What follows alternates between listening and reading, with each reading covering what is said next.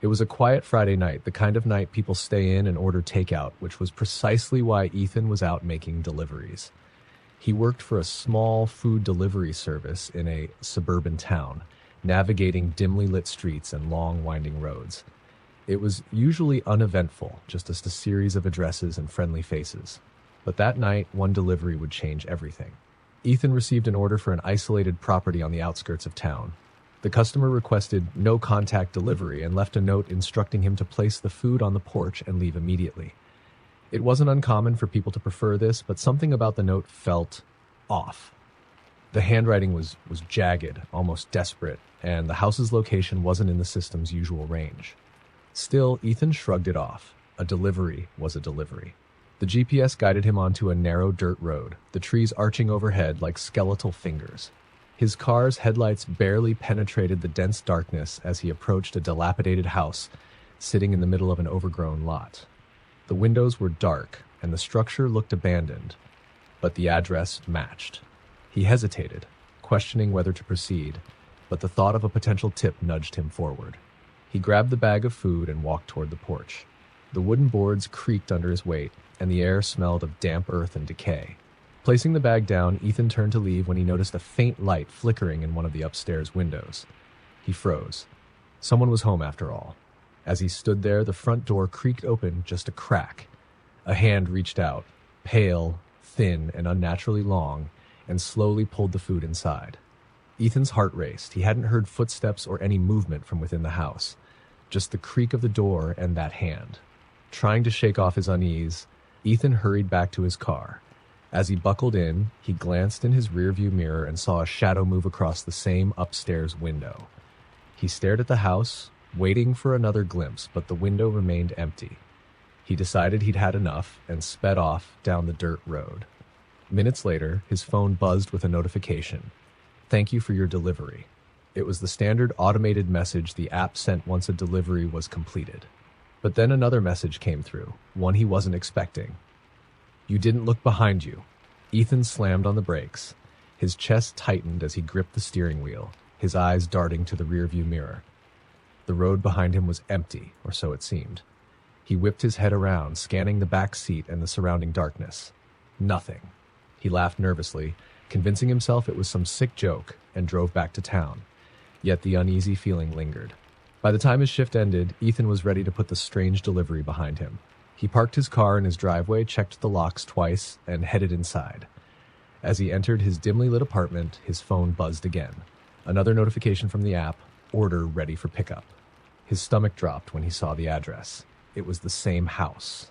Ethan stared at the screen, his mind racing. He hadn't accepted the order, but the app showed it as a sign to him. The delivery time was listed as immediate. He tried to cancel it, but the app wouldn't let him. Instead, it displayed a chilling message.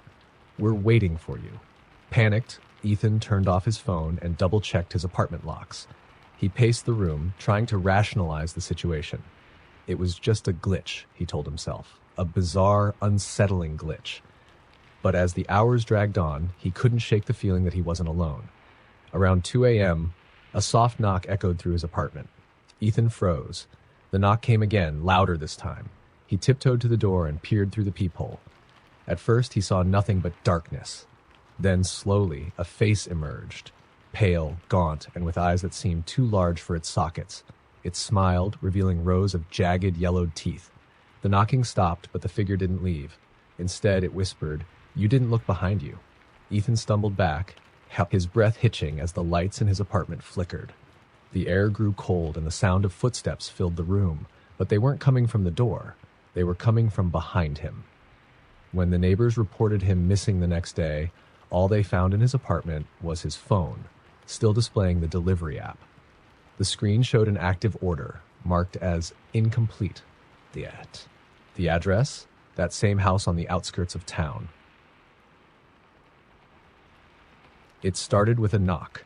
Oliver had been delivering food for nearly 2 years, weaving through city streets and alleyways late into the night.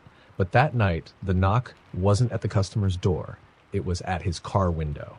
He was parked outside an apartment complex, double-checking the delivery address on his phone. When the sharp rap on the glass startled him, he jerked his head to the side. A man stood there, drenched from the rain, his face pale and gaunt, eyes sunken into hollow sockets. "Do you need help?"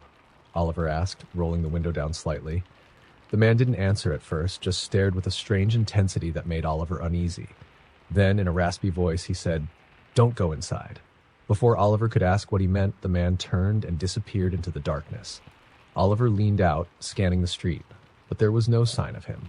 Brushing it off as one of the city's many odd encounters, he grabbed the food and headed toward the building. The address led to the top floor, apartment 6C.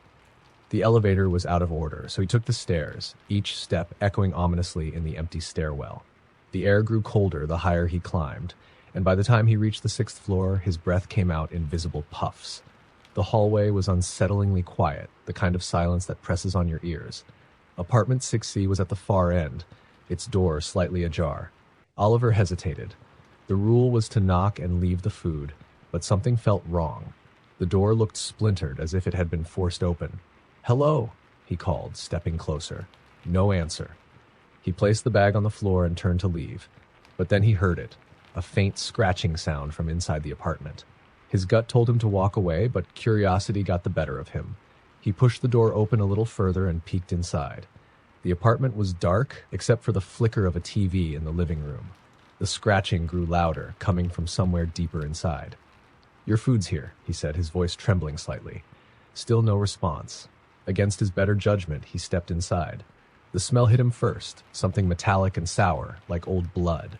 The living room was in disarray, furniture overturned and deep gouges scratched into the walls. The TV played static, casting eerie shadows across the room. He saw movement in the corner of his eye. His head snapped toward the hallway leading to the bedrooms. The scratching was coming from there. "Hello," he called again, louder this time. The scratching stopped. The silence was deafening as Oliver stood frozen, his instincts screaming at him to leave. And then he saw it, a figure crawling out of the shadows. Its limbs were elongated, joints bending in ways they shouldn't. Its head tilted unnaturally, and its eyes glowed faintly in the dark. Oliver stumbled backward, tripping over the corner of the coffee table. The creature moved faster now, scuttling toward him like a spider. Panicked, Oliver scrambled to his feet and bolted for the door. He didn't look back, but he could hear it chasing him, its claws clicking against the floor. He reached the stairwell and practically threw himself down the steps. The air felt heavier with each flight, like something was pressing down on him. He burst out into the street, gasping for air, and jumped into his car, locking the doors. As he fumbled to start the engine, he glanced at the apartment building. The figure stood in the window of 6C, its head still tilted, watching him. Oliver sped away, his hands shaking on the wheel. But the horror wasn't over. When he got home, he noticed something strange on the back seat of his car. The food bag he had left in the apartment. It was neatly placed, untouched. His phone buzzed, a notification from the delivery app. "Thank you for your delivery. See you soon." The next day, the police found no evidence of anyone ever living in apartment 6C. But every time Oliver turned on his TV, no matter the channel, all he could see was static and the faint outline of glowing eyes watching him from the screen. It was Claire's second week working for a popular food delivery app. She liked the flexibility, especially on quiet weeknights. Most orders were routine. Drop the food at the door, snap a photo, and leave. Easy money. But one night, she got an order that broke the routine. The address was strange, not listed in the app's system, but marked by GPS coordinates. It took her down an unpaved road deep into the woods. The trees grew so dense that her headlights barely illuminated the way. The dirt path twisted and turned, and just as she was about to turn around, the house came into view. It was an old, decrepit cabin, barely standing, with moss creeping up its wooden walls. The windows were boarded up, but faint light flickered from inside. Her stomach tightened. Something felt wrong. She parked her car, but left the engine running, just in case. The delivery instructions were simple. Leave the food by the front door and knock twice. Claire hesitated. The thought of walking up to that house made her skin crawl, but she wasn't about to lose her tip. Grabbing the bag, she approached the cabin. The air was unnaturally cold, and the forest seemed eerily quiet. Even the usual sounds of crickets and rustling leaves were absent. She placed the bag on the porch and knocked twice, just as the instructions said. The knocks echoed louder than they should have, as though the wood of the door absorbed the sound and amplified it back. She turned to leave, but froze when she heard faint shuffling behind the door. It wasn't footsteps, it was something dragging. She quickened her pace back to the car, her heart pounding. Just as she reached the driver's side door, she glanced back at the house. The bag was gone. Her stomach churned. No one had opened the door. No one had stepped onto the porch. The bag was just gone. Claire climbed into her car and was about to drive off when her phone buzzed with a notification. It was the delivery app. Customer has modified the order. She opened the app and read the new instructions. Come inside. Her heart sank. She stared at the cabin, the light flickering inside like a beacon warning her to stay away. No way, she muttered, slamming her phone down and shifting the car into drive. But the car wouldn't move. She checked the gear, pressed the gas. Nothing. The engine was running, but the car felt like it was stuck in place. Then her phone buzzed again. Another message. Don't make us wait. Claire's breathing quickened. She locked her doors and dialed 911. The line crackled as if her phone had lost reception, but she could make out faint whispering on the other end. Who is this? She shouted, her voice trembling. The whispering stopped. Then a deep, guttural voice said, Look behind you. She dropped the phone and whipped around, expecting to see someone standing outside the car. But there was nothing. The woods were empty. The cabin still. She tried the gas pedal again, and this time, the car lurched forward. Without a second thought, she sped down the dirt road, not caring about the branches scratching her car or the potholes jarring her wheels. When she finally made it back to the main road, she pulled over to catch her breath. Her hands were shaking as she reached for her phone. She needed to report the incident to the delivery app, maybe even the police. But when she opened the app, her heart stopped. The order history was gone. No record of the delivery existed. It was as if the address, the cabin, and the customer had been erased. Just as she was about to call someone for help, her phone buzzed one last time. A notification appeared on the screen. Delivery completed. Thank you. Then, her phone screen went black, and no matter what she tried, it wouldn't turn back on. For weeks after, Claire couldn't shake the feeling of being watched. Whenever she went out for another delivery, she'd catch glimpses of shadows in her rearview mirror or feel cold air brushing against her neck, even with the windows closed. She quit the job, but the notifications didn't stop. Every few nights, her dead phone would somehow light up with a single message, We're hungry, come back. It was raining hard the night Mia picked up her last delivery. The storm had rolled in quickly, thunder rumbling like an ominous warning. The order was from a new customer, a Mr. Elridge, with an address she didn't recognize. It was far out of her usual delivery area, but the tip was too good to pass up. The directions led her to an old Victorian house at the edge of town, perched alone on a hill. The house seemed out of place, like something torn from an old photograph. Its windows glowed faintly, though the surrounding area was pitch black. As Mia approached the house, she noticed the overgrown yard and a rusted gate hanging on one hinge. The house itself seemed to breathe with age, the wood groaning under the weight of the storm. She grabbed the food bag, walked up the cracked stone steps, and rang the bell. The sound echoed through the house, loud and unnatural. No one answered. She waited, shivering as rain soaked through her jacket, and rang again. Still nothing. She was about to leave when the door creaked open slowly. The gap revealed a dimly lit hallway, but no one standing there. Mia hesitated, leaning forward to call out, Hello? Your delivery's here. Her voice felt swallowed by the silence inside. A low, almost imperceptible voice drifted from somewhere deep within the house. Come in. Mia froze. She wasn't supposed to go inside. It was against company policy. But the storm outside was relentless, and the eerie invitation pulled at her curiosity. Stepping inside, she called again, Hello? I'll just leave the food here by the door. The door slammed shut behind her. She spun around, her heart leaping into her throat. No one was there. The hallway stretched long and narrow, lined with peeling wallpaper and flickering sconces. At the far end, a figure stood. Tall and thin, its back was to her. It didn't move, didn't turn to acknowledge her. I have your food, Mia said, her voice shaking. She held the bag out as if that would somehow resolve the situation. The figure tilted its head slowly, unnaturally, as if it were testing how far the neck could bend. Then it pointed toward a door on the left. Mia's instincts screamed at her to leave, but her feet moved as if on their own. She approached the door, feeling the figure's gaze, or lack thereof, burning into her back. She opened the door to find a dining room bathed in candlelight. The table was set for a feast, though the plates were empty and the glasses filled with something dark and viscous. The chairs around the table were all occupied by mannequins. At least that's what Mia thought at first. They sat unnervingly still, their pale faces turned toward her. But as she stepped further into the room, one of them shifted slightly, its head turning just a fraction too far.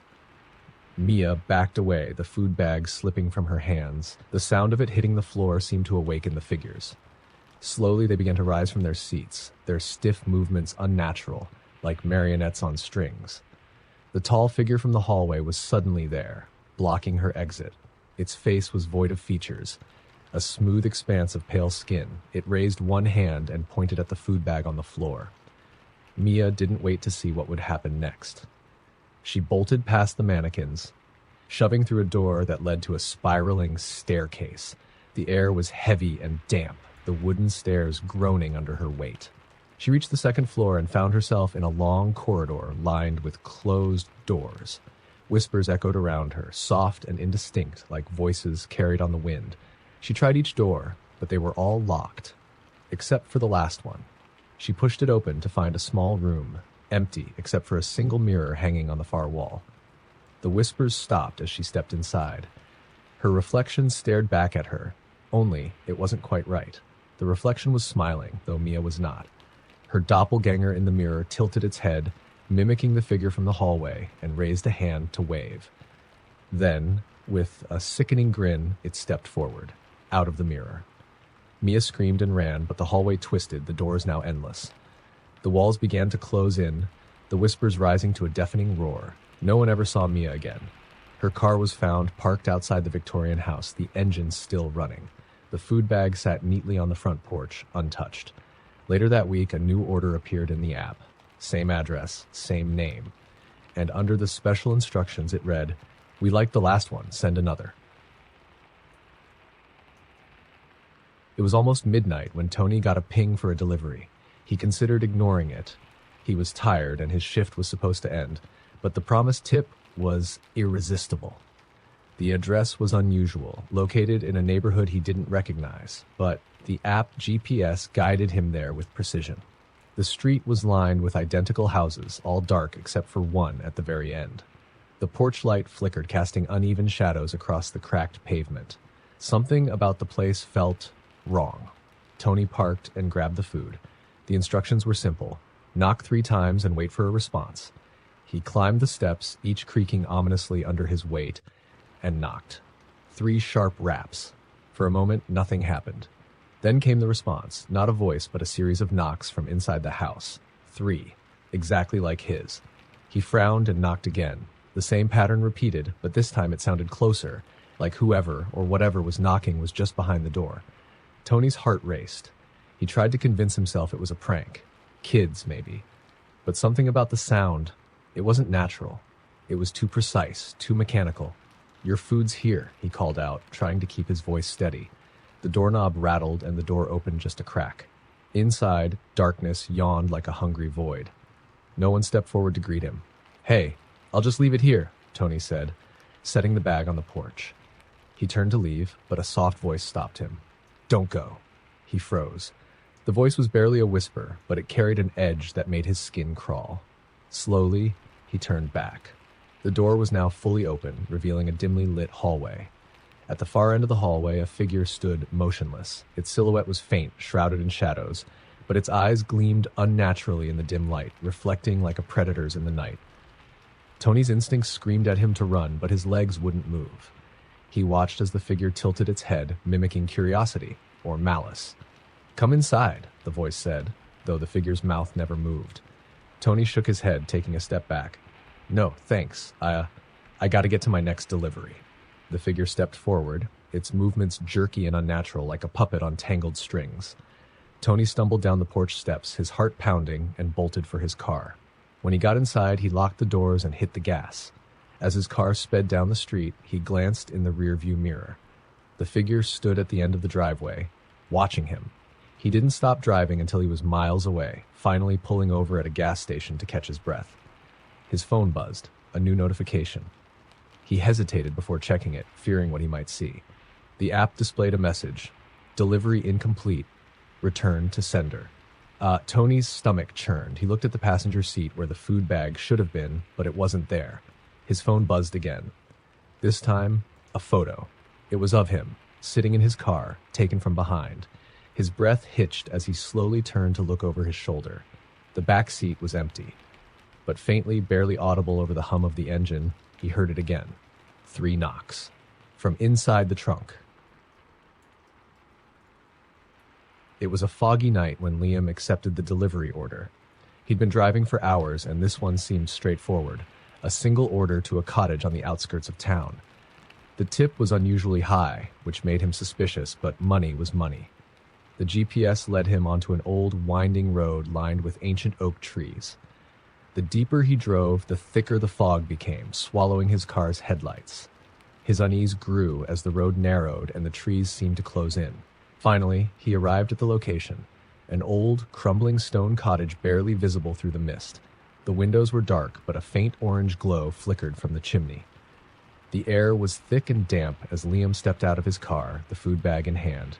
He noticed the mailbox, crooked and rusted, with the name Halloway scratched onto it. "Hello? Delivery," he called, walking up the moss-covered stone path. The front door was slightly ajar, creaking in the wind. He knocked gently, the sound echoing unnaturally loud in the stillness. No response. He knocked again, louder this time. Still nothing. Liam hesitated, debating whether to leave the food on the porch, but something stopped him. A faint sound drifted from inside the house, a rhythmic tapping, like fingernails on wood. "Hello? Your food's here," he said, trying to keep his voice steady. The tapping stopped. The silence that followed was suffocating. Then, slowly, the door creaked open wider, revealing a dimly lit hallway. Liam peered inside, heart pounding. The interior was old and decrepit, with peeling wallpaper and furniture covered in white sheets. The smell of damp earth and decay wafted out, making his stomach churn. "I'm just going to leave this here," he muttered, setting the bag on the threshold. As he turned to leave, a voice called out, soft and cracked like dried leaves crumbling underfoot. "Stay!" Liam froze. The voice came from deeper in the house. Against his better judgment, he turned back. Your food's at the door," he called, inching toward his car. The voice came again, louder this time. "Stay." A shadow moved in the hallway. Something, or someone, was there. But the way it moved wasn't right. It didn't walk. It slid, as if gliding just above the floor. Liam bolted. He jumped into his car, started the engine, and sped down the road without looking back. His heart was pounding as he reached the main highway, but relief washed over him as the fog began to clear. Then his phone buzzed. He glanced at the screen, expecting to see confirmation that the delivery was complete. Instead, a new notification appeared. "Order incomplete. Return to address immediately." "No way," Liam muttered, tossing his phone onto the passenger seat. But as he drove, the GPS rerouted on its own. The map on the screen showed only one destination, the cottage. Panic set in as the car slowed, the steering wheel becoming unresponsive. The headlights flickered and the engine sputtered, forcing him to pull over. The fog rolled back in, thicker than before, obscuring everything around him. His phone buzzed again. This time, it was a photo. Liam's blood ran cold. The image showed his car parked exactly where he was, but in the photo, a figure stood outside his driver's side window, staring in. He didn't dare turn his head. His breath hitched as the car filled with a faint sound of tapping. It came from the windows. It came from the roof. And then, from directly behind him. Liam closed his eyes, gripping the steering wheel, but the tapping grew louder, more insistent. A voice whispered, close to his ear, "You forgot something." The next morning, the car was found abandoned on the side of the road. The food bag was neatly placed in the driver's seat, but there was no sign of Liam. The delivery app later received a review from the customer. "Food arrived cold. Please send another driver." Derek had always preferred late-night deliveries. The roads were quiet and tips were better after dark. That night, however, he wished he had stayed home. The order came through at 11:45 p.m., last minute but lucrative. The address was in an unfamiliar part of town, marked as no GPS access with handwritten instructions. Drive to Old Quarry Road. Take the path through the woods to the gray house. Derek hesitated. The idea of wandering through a forest late at night wasn't appealing, but the promised tip was absurdly high. Against his better judgment, he accepted the order. He drove to Old Quarry Road, the headlights slicing through dense fog. The turnoff led to a narrow dirt path, barely wide enough for his car. Tall, skeletal trees loomed on either side, their branches clawing at the sky. The car couldn't go any farther, so he parked and grabbed the food. Following the path on foot, he shivered as the cold bit through his jacket. The woods were silent, unnervingly so. No rustling leaves, no distant animal sounds, just the crunch of his footsteps. After what felt like an eternity, the gray house emerged from the darkness. It was decrepit, its paint peeling and windows darkened by grime. A single dim light flickered above the front door. Derek knocked, the sound echoing unnaturally loud. No answer. He knocked again. Still nothing. He glanced back toward the path, considering leaving the food on the porch, but something about the house compelled him to stay. He opened the screen door and set the food bag on the wooden threshold. As he turned to leave, a cold breeze brushed past him, carrying a faint whisper. "Don't go?" Derek froze, his breath hitching. He looked over his shoulder. The door, once closed, was now slightly ajar. He called out, "Hello? Your food's here." The whisper came again, louder this time. "Come in." His pulse quickened. He told himself it was just the wind, but his feet betrayed him, stepping forward as if drawn by an invisible force. The inside of the house was worse than he imagined. The air was damp, carrying the stench of mold and rot. The walls were covered in deep scratches, as though something had clawed at them in desperation. The hallway stretched longer than seemed possible, twisting into shadows that swallowed the dim light. "Hello?" he called again, his voice quivering. A sound answered, a faint rhythmic creaking like an old rocking chair. It came from deeper inside the house. Derek's grip tightened on the food bag. He knew he should leave, but his legs carried him forward, step by reluctant step. At the end of the hallway, a door stood ajar, revealing a room bathed in faint, flickering light.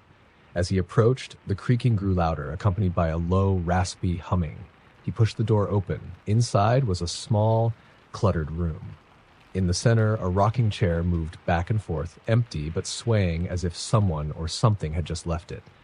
On the table beside the chair was an old photograph in a cracked frame. It was of him. Derek's blood ran cold. The photo showed him standing at his car earlier that night, looking at his phone.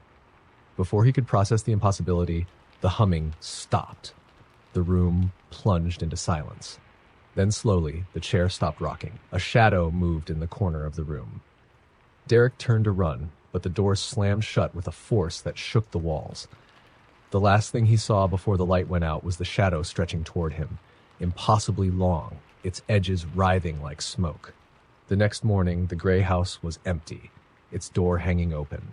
Derek's car was found abandoned on the path, the food bag neatly placed on the passenger seat. His phone, still clutched in the driver's seat, displayed a new notification. "Delivery accepted. You may now rest." Derek was never seen again, but every so often a late-night driver reports receiving an order to the gray house, promising a tip that's too good to resist, and every time, they disappear.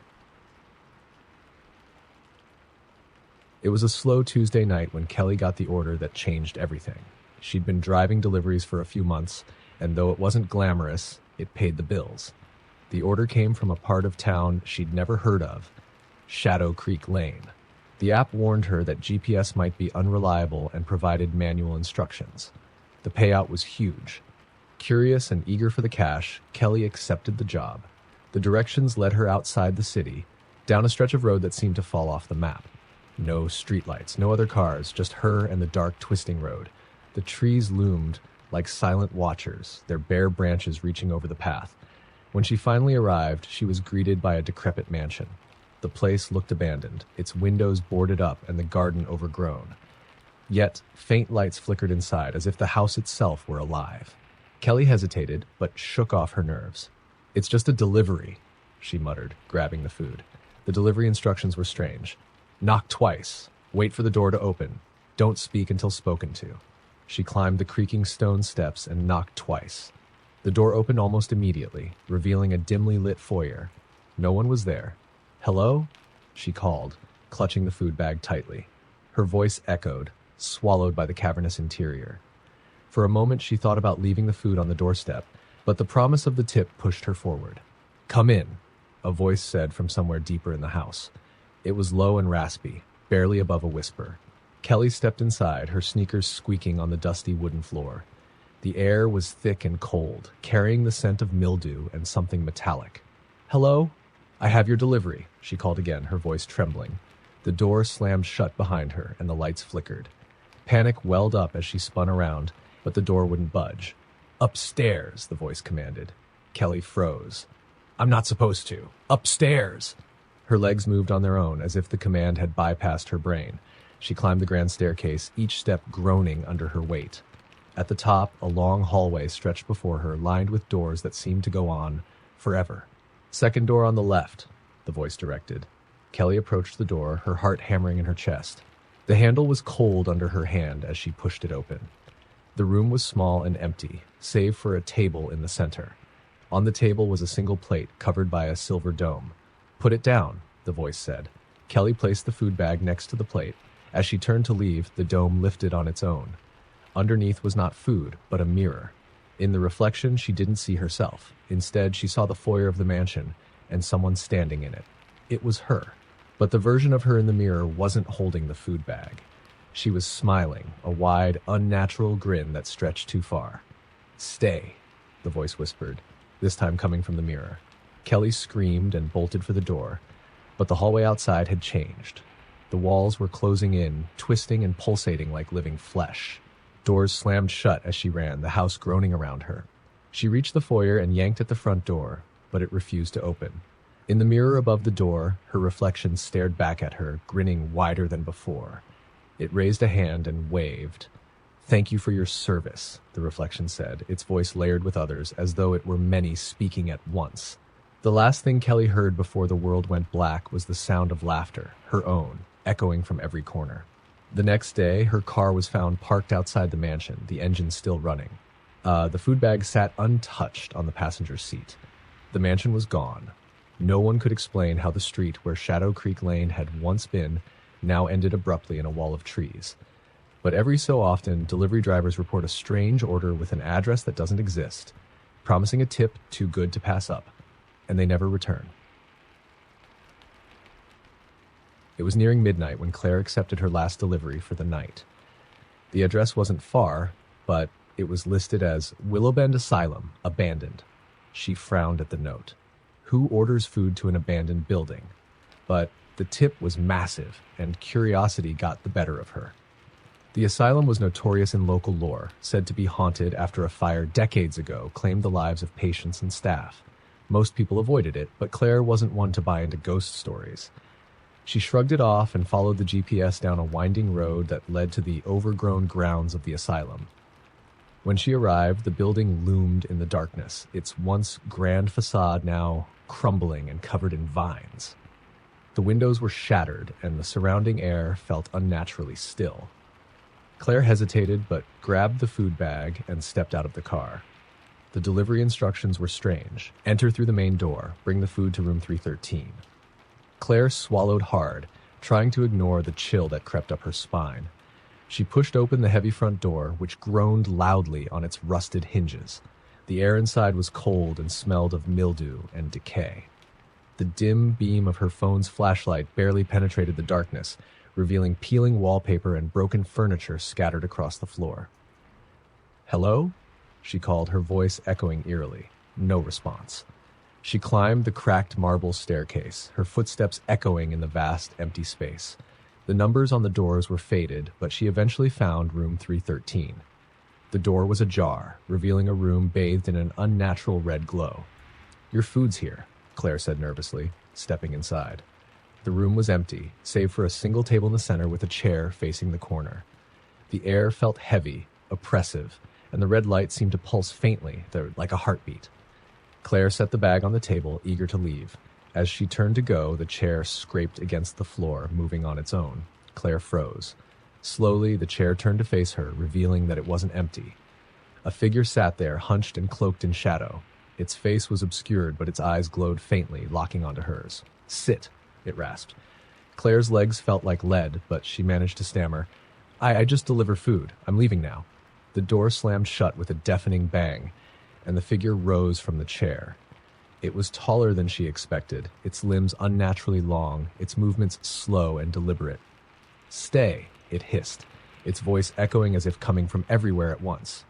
Claire backed away, her heart hammering in her chest. She reached for the door handle, but it wouldn't budge. The room seemed to warp around her, the walls closing in as the red light intensified. The figure stepped closer, and Claire felt an icy hand brush her shoulder. She screamed, spinning around to find nothing there. The figure was now by the table, holding the food bag. "You brought the wrong thing," it growled, its voice filled with malice. The bag burst open, spilling not food, but ash and bone fragments onto the table. Claire's vision blurred as the walls began to bleed a dark, oozing liquid. She bolted for the window, smashing through the glass and falling onto the overgrown grass below. Scrambling to her car, she didn't look back, hearing only the sound of distorted laughter echoing from the asylum. When she reached safety, her phone buzzed. It was a notification from the delivery app. "Order not completed. Customer awaiting resolution." Claire deleted the app the next day. But every time she checked her phone, the same notification reappeared, no matter how many times she swiped it away. Weeks later, Willow Bend Asylum burned to the ground. Authorities found no trace of human remains in the ashes, except for a single delivery bag with Claire's name on it.